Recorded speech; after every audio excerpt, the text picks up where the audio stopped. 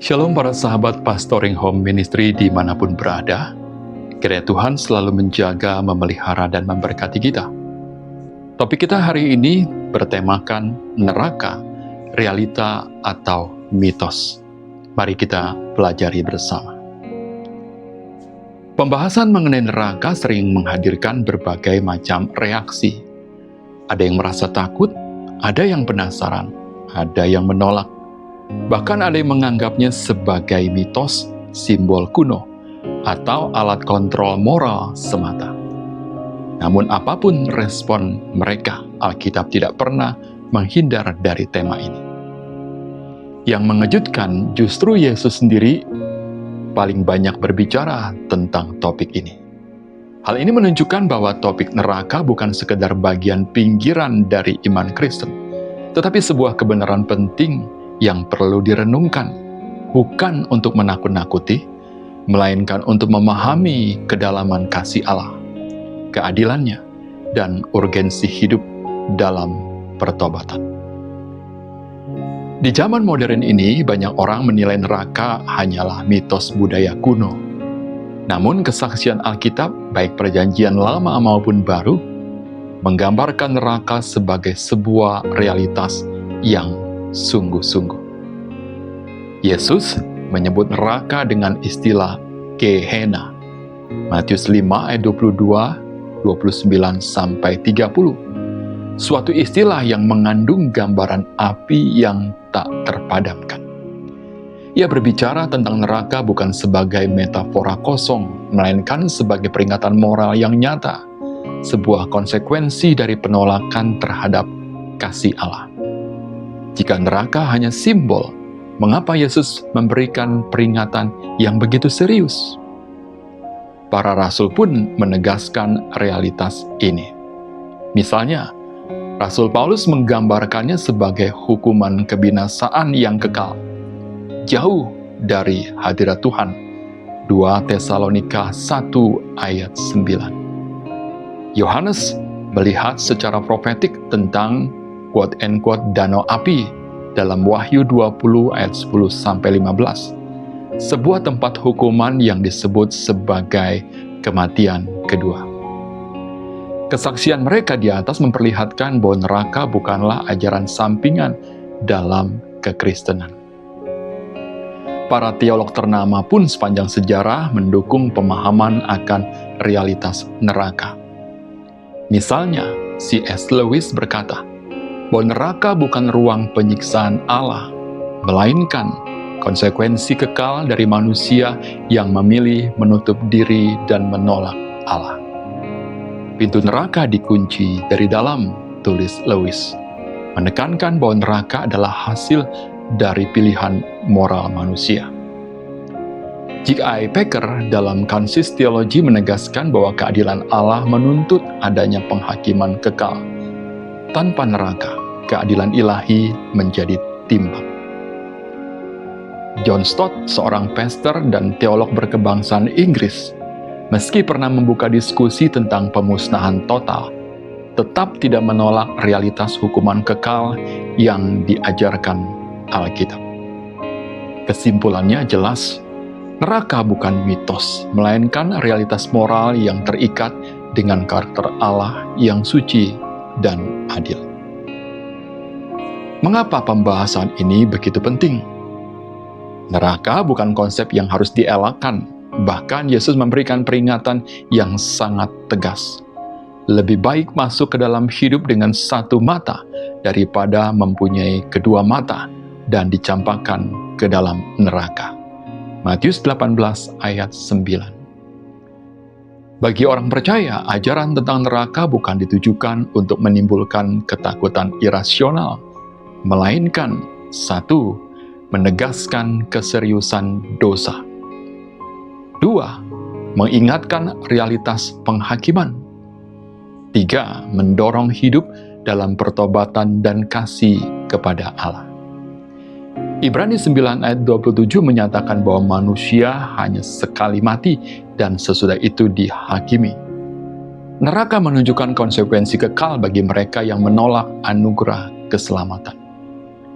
Dalam pandangan Alkitab, neraka bukan sekedar tempat siksaan fisik, tetapi keadaan paling menyakitkan, keterpisahan total dari Allah, sumber kehidupan, sukacita, dan kasih. Alkitab menggunakan bahasa yang kuat dan simbol-simbol dramatis untuk menggambarkan neraka, bukan untuk berlebihan, tetapi untuk membangkitkan kesadaran akan keseriusannya. Misalnya digambarkan sebagai api yang tidak pernah padam, Markus 9 ayat 43. Ratapan dan keretakan gigi, Matius 13 ayat 42. Dan merupakan sebuah danau api dan belerang, Wahyu 20 ayat 10. Semua ini menegaskan bahwa neraka bukan sekedar tempat penderitaan fisik, tetapi juga penderitaan batin, penyesalan, kegelapan, dan hilangnya relasi dengan Allah. Bahkan Alkitab memperlihatkan bahwa tingkat hukuman di neraka berbeda-beda sesuai dengan sikap hati dan tindakan manusia selama hidupnya. Hal ini tercatat dalam surat Roma 2 ayat 5-8 yang berbunyi, "Tetapi oleh kekerasan hatimu yang tidak mau bertobat, engkau menimbun murka atas dirimu sendiri pada hari waktu mana murka dan hukuman Allah yang adil akan dinyatakan. Ia akan membalas setiap orang menurut perbuatannya, yaitu hidup kekal kepada mereka yang dengan tekun berbuat baik, mencari kemuliaan, kehormatan, dan ketidakbinasaan, tetapi murka dan geram kepada mereka yang mencari kepentingan sendiri, yang tidak taat kepada kebenaran, melainkan taat kepada kelaliman." Jelasnya, Allah menghakimi dengan adil dan membalas setiap orang berdasarkan perbuatannya masing-masing. Pandangan sejarah gereja sepanjang sejarah pun cukup berbeda. Sejak gereja mula-mula hingga masa kini, ajaran tentang neraka tidak pernah dianggap sepele. Misalnya, gereja Katolik. Dalam Katekismus Gereja Katolik 1035, mendefinisikan neraka sebagai kondisi kekal bagi jiwa yang mati dalam dosa berat tanpa pertobatan, pemisahan kekal dari Allah. Penekanannya bukan hanya pada siksaan fisik, tetapi realitas spiritual keterpisahan dari kasih Allah. Gereja Protestan dan Reformasi, tradisi Injili dan Reformasi percaya bahwa neraka adalah hukuman kekal setelah penghakiman akhir, Wahyu 20, 11-15. Luther dan Calvin menekankan bahwa Yesus turun ke dalam kerajaan maut untuk menanggung hukuman dosa manusia, menegaskan keadilan Allah sebagai dasar keselamatan. Begitu juga bapak-bapak gereja seperti Santo Agustinus menolak universalisme, gagasan bahwa semua orang mati pasti diselamatkan, karena hal itu bertentangan dengan ajaran Yesus sendiri. Bagi Agustinus, neraka adalah konsekuensi dari kebebasan manusia yang memilih melawan Allah. Semua pandangan ini bergerak dalam satu arah. Neraka tidak bisa dipisahkan dari keadilan Allah dan kebebasan manusia. Pertanyaan yang sering muncul adalah bagaimana mungkin Allah yang penuh kasih mengizinkan dan menempatkan manusia dalam neraka? Jawabannya terletak pada karakter Allah sendiri. Allah adalah kasih, dan kasih tidak memaksa. Allah adalah adil, dan keadilan harus ditegakkan. Neraka bukanlah tindakan destruktif Allah, tetapi hasil dari pilihan manusia yang menolak kasih-Nya. Yohanes 3 ayat 16-17. Kasih Allah sudah diberikan melalui Kristus, keputusan manusia menentukan responnya. Kasih Allah menyediakan jalan keselamatan, sementara keadilan Allah menegakkan konsekuensi bagi yang menolak keselamatan itu. Ajaran tentang neraka ini memiliki pesan yang penting.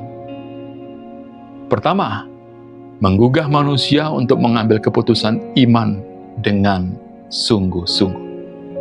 Kedua, mengingatkan bahwa hidup ini bukan soal moralitas relatif, tetapi ada konsekuensi kekal dari setiap perbuatan. Ketiga, mendorong orang percaya untuk hidup kudus, mengasihi, dan membawa Injil kepada sesama. Neraka menjadi peringatan yang menuntun kepada ketegasan hidup, bukan ketakutan. Walaupun neraka berbicara tentang penghakiman, Alkitab tidak berhenti pada pesan itu. Justru pesan Injil adalah pesan pengharapan. Yesus berkata, "Akulah jalan dan kebenaran dan hidup." Yohanes 14 ayat 6.